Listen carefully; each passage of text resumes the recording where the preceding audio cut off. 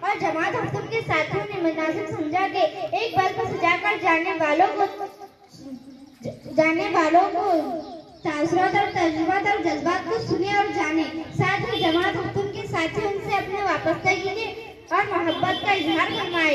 इसी मकसद से इस महफिल को मुनाकिद किया गया है।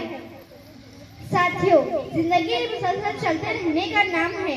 जिंदगी के उस सफर में फासले से मुसाफिर खाने तो मिल जाते हैं मगर मंजिल नहीं। हम मुसाफिर खाने में थोड़ा वक्त तो गुजार सकते हैं, ठहर नहीं सकते। मंजिल की तलाश और जस्तजू में अभी हमें लाहक तो हो सकती है, हमें मुख्तलिफ अदवार से गुजरना है।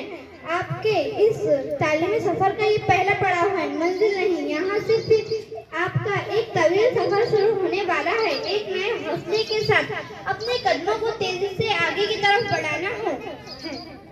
न हो मायूस दुनिया खुद बना अपनी, न हो मायूस दुनिया खुद बना अपनी, दिलों में हौसले और हौसलों में जान पैदा कर।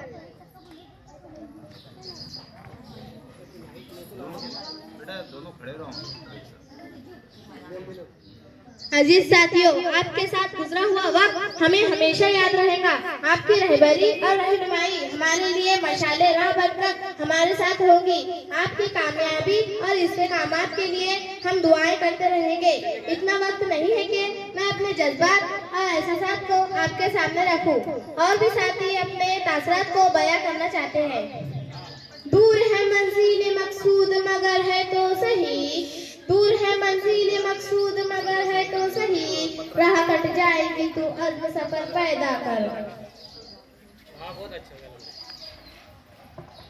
आज हमारे इस बंद में आए हुए तमाम मेहमान गिरामी को मैं परवाज परिवार की तरफ से खुशामदीद कहती हूँ और उनके इस्तकबालिया के लिए जमात हफ्तुम बेल की तुलबा स्वागत पेश करेगी।